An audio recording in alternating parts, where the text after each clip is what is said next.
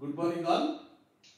ఈరోజు మనము ఈనాడు పేపర్లో న్యూస్ అనాలిసిస్ ఒకసారి చూసినట్లయితే ముఖ్యంగా ఈరోజు మంత్రివర్గ విస్తరణలో అనూహ్యంగా మక్తల్ ఎమ్మెల్యే వాకేటి శ్రీహరి గారికి చోటు దక్కడం నిజంగా చాలా సంతోషకరం.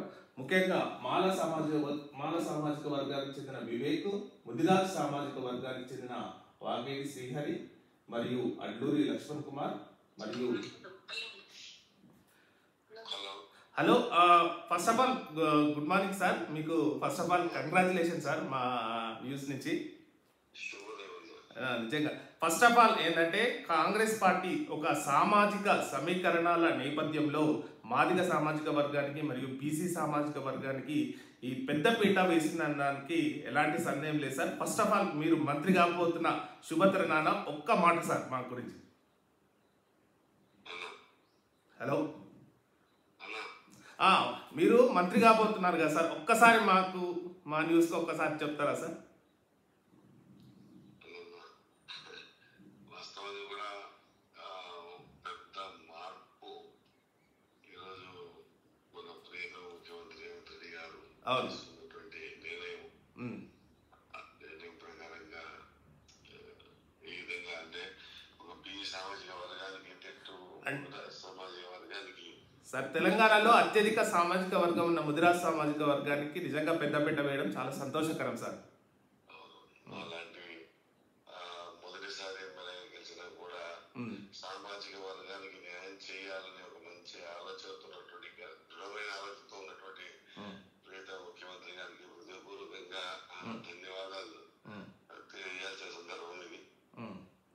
ముఖ్యమంత్రి గారికి, మంత్రి గారికి, అదేవిధంగా మా నాయకుడు రాహుల్ గాంధీ గారు ఏదైతే స్ఫూర్తి ఇచ్చారో అందరికీ, ఈ దేశంలో జితనే జిన్కి ఆబాదీ వృత్తిని ఉనికి ఇస్తేదారి అని ఎవరు ఎంతనో వారి సామాజిక పరంగా వారికి అంత న్యాయం అన్ని రంగాలు చేస్తామని మాట ఉత్తి మాట కాదు, ఇది గట్టి మాట, రాయి మీద రాసిన మాటలాగా ఈరోజు కనిపిస్తా ఉంది. కాబట్టి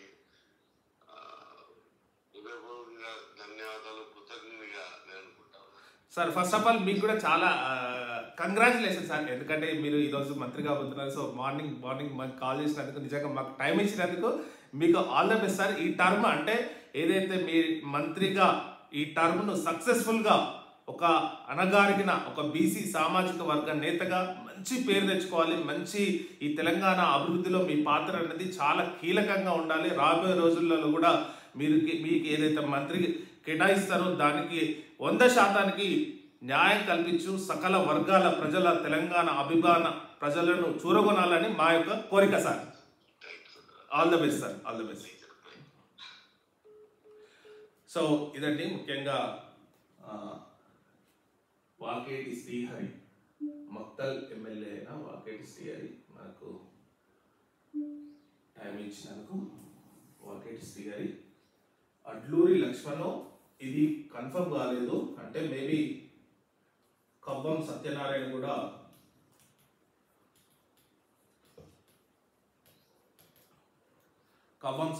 కూడా లీడ్ అంటే రేస్ లో ఉన్నాడు. మరి ఇదైతే అంత కన్ఫర్మ్ కాలేదు. వివేక్ అయితే కన్ఫర్మ్, అడ్లూరి వాకేటి శ్రీహరి కన్ఫర్మ్, ఇది కూడా కన్ఫర్మ్. ఇది ఒక్కటే కొంచెం డౌట్ ఉంది. డాక్టర్ కవ్వం సత్యనారాయణ కానీ అడ్లూరి లక్ష్మణ్ కుమార్ కానీ ఎవరైనా ఛాన్స్ ఉందన్నమాట. సో ఇది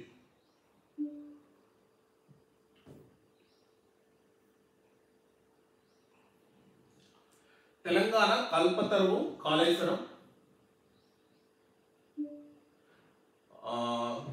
తెలంగాణ కల్పతరువు కాళేశ్వరం తుమ్మిడిహట్టి దగ్గర ప్రాజెక్టుకు మహారాష్ట్ర ప్రభుత్వం ససేమిరా. అందుకే కేంద్ర సంస్థ వార్కోస్ ఎంపిక చేసిందే మేడిగడ్డలోని 85 పిఎల్లలోని కుంగినవి 2 దీనికే కాళేశ్వరం కుప్పకూలిందంటూ కాంగ్రెస్ తప్పుడు ప్రచారం.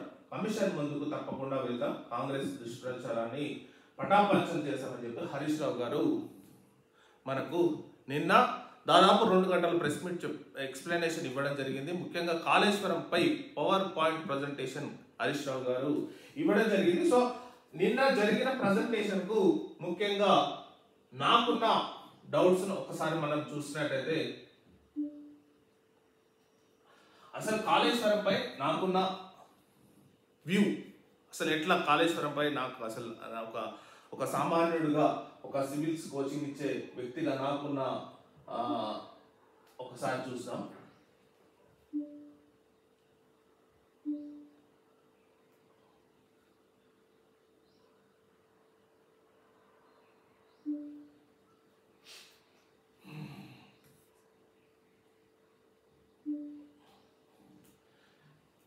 నిన్న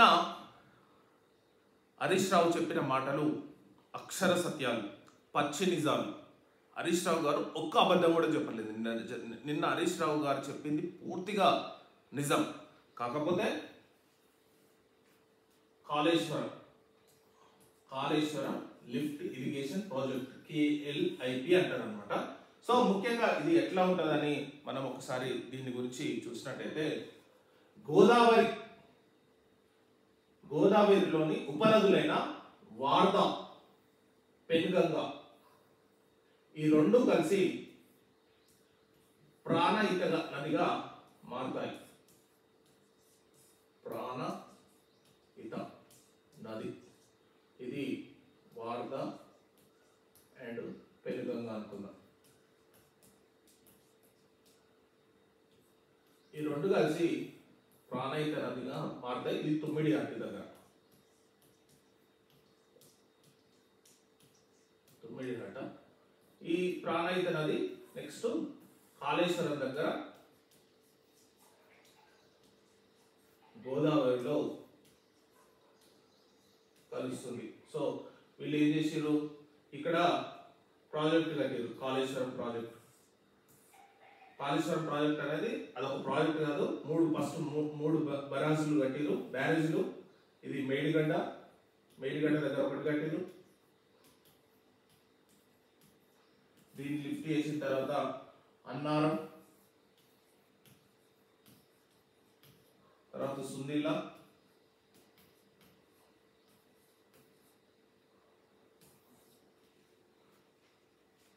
తర్వాత ఇది మేడారంకు వెళ్తుంది, మేడారం చెరువు.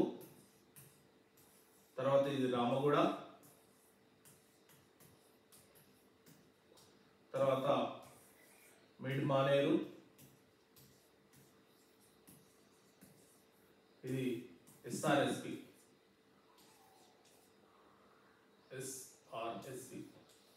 సో ఫైనల్ గా ఈ మిడ్మానేరు నుంచి మళ్ళా ఇంకా చెప్పాలంటే చాలా ఇంకా వెళ్తాయి అన్నమాట. సో ఇది ఇప్పుడు ఒక గంధమల్ల, బసవేశ్వరం. సో ఈ రిజర్వాయర్లు.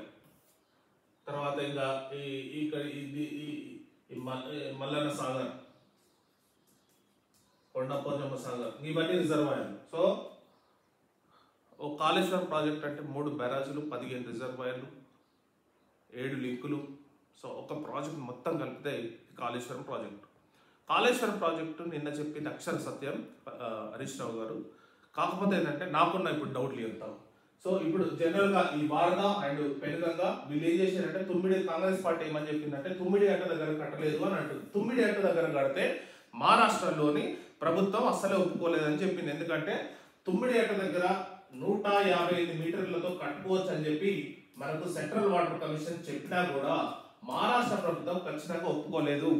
ఇది వాస్తవం. మహారాష్ట్ర ప్రభుత్వం ఒప్పుకోలేదు. దేవేంద్ర ఫడ్నవీస్ 152 మీటర్లు 152 మీటర్లు తగ్గితే మహారాష్ట్రలోని మా గ్రామాలు మునిగిపోతాయి, మేము ఒప్పుకోమని చెప్పి అతను చెప్పడం జరిగింది. అప్పుడు ఏం చేశారంటే 148 మీటర్స్ దగ్గర ఈ ప్రాజెక్టును కట్టడం జరిగింది అనమాట. ఈ 148 మీటర్స్ సజెషన్ ఎవరు ఇచ్చిందంటే వ్యాప్కో ఇచ్చింది. ఇది ఒక సెంట్రల్ గవర్నమెంట్ చెందిన ఒక సబ్ సంస్థ అనమాట. సెంట్రల్ గవర్నమెంట్ చెందిన ఒక సెంట్రల్ గవర్నమెంట్కు సర్వేలు ఇస్తుంటుంది, అథెంటికేట్ సర్వే ఇస్తుంటుంది. సో వ్యాప్కో అనేది సర్వే ఇచ్చింది. మీరు 148 దగ్గర కట్టుకుంటే మీరు ఏదైతే తెలంగాణ ప్రజలకు వాటర్ ఇవ్వాలనుకుంటారో అది కుదరదు, ఖచ్చితంగా మీరు బ్యారేజీలు కట్టాలని చెప్పి సలహా ఇచ్చింది. సో ఆ వ్యాప్కో సలహా మేరకే మేడిగడ్డ, అన్నారం, సుందిల్లా, సో ఈ 3 బ్యారేజీలు కట్టడం జరిగింది. సో 3 బ్యారేజీలు కట్టి లిఫ్ట్ చేయడం జరిగింది. రోజుకు డైలీ 2 TMCల వాటర్ని లిఫ్ట్ చేసి మొత్తం 90 రోజులు 2 టీఎంసీలు అంటే టోటల్గా 180 టీఎంసీని లిఫ్ట్ చేసి దానికి అనుగుణంగా ఈ ప్రాజెక్టును రూపకల్పన జరిగింది. సో ఇక్కడ మేజర్ పాయింట్, ఇంకా మొత్తం చెప్పొచ్చు కానీ అసలు ఇంకా కొంచెం మనకున్న టైం ప్రభావం వల్ల నార్మల్గా ఫినిష్ చేస్తున్నా. ఇది అనమాట. సో హరీష్ రావు గారు చెప్పింది మహారాష్ట్ర ప్రభుత్వానికి వెళ్ళి అక్కడ గవర్నమెంట్ను కలవడం, ఒప్పియడం, 148 మీటర్లకు ఒప్పియడం, సో బెరాజులు కట్టుకోవడం, ఇవన్నీ చక్కచక్క జరిగిపోయాయి. కాకుంటే ఇక్కడ ఒక్కటే వచ్చింది ఏంటంటే ఈ ప్రాజెక్టును మొదలు పెట్టినప్పుడు 40,000 కోట్లతో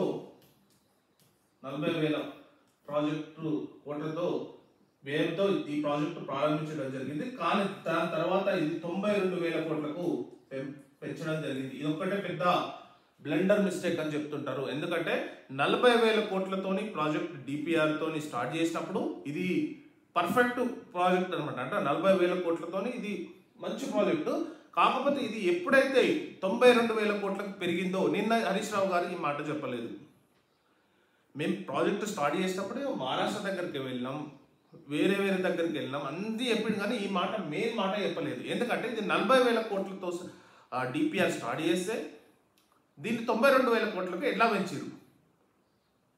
ఒక 3 సంవత్సరాల ప్రాజెక్టులు కంప్లీట్ చేసి దీనికి 92,000 కోట్లు పెంచినారు అనమాట. ఇది 40,000 కోట్ల ప్రాజెక్టు స్టార్ట్ చేసి 40,000 కోట్లతో కంప్లీట్ చేస్తామని చెప్పి స్టార్ట్ చేసిన ఈ Kaleshwaram lift irrigation project direct 92,000 కోట్లకు ఎలా వెళ్ళింది? ఇదొకటి. ఇంకొకటి హరీష్ రావు గారు నిన్న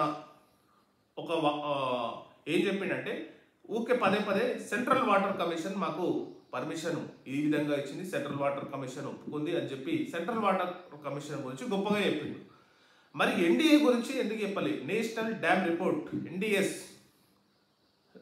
ఇప్పుడు సెంట్రల్ వాటర్ కమిషన్ గొప్పదన్నప్పుడు ఎన్డీఎస్ రిపోర్ట్ కూడా మీరు ఎందుకు పరిగణనలోకి తీసుకుంటలేరు? ఎన్డీఎస్ రిపోర్ట్ అంటే national dam authority report Medigadda బ్యారేజ్లోని పిల్లర్లు కూలిపోతే అది రిపేర్ చేయలేని విధంగా ఉందని చెప్పి ఎన్డీఎస్ రిపోర్ట్లో ఉంది, నేషనల్ డ్యామ్ అథారిటీ రిపోర్ట్లో ఉంది.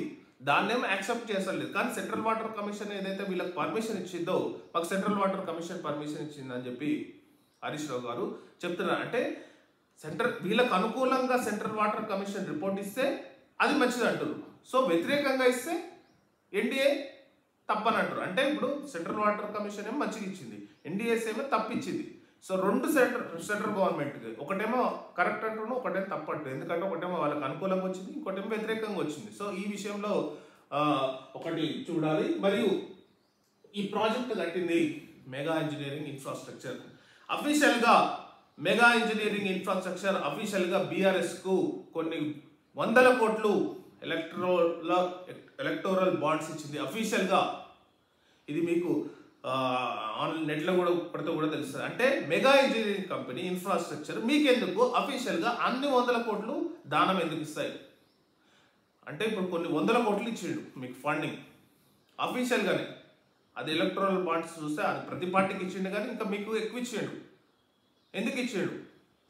మెగా ఇంజనీరింగ్ ఈ కాళేశ్వరం ప్రాజెక్టు కట్టిన టీఆర్ఎస్ పార్టీకి, బీఆర్ఎస్ పార్టీకి గన్ని కోట్ల ఎలక్ట్రల్ బాండ్స్ ఏ విధంగా ఇచ్చిండు? ఈ 3 పాయింట్స్. ఒకటి, నీటిపారుదల కార్యదర్శి అప్పుడు కాళేశ్వరం కట్టినప్పుడు రజిత్ భార్గవ్ నీటిపారుదల కార్యదర్శి ఐఏఎస్ ఉండే.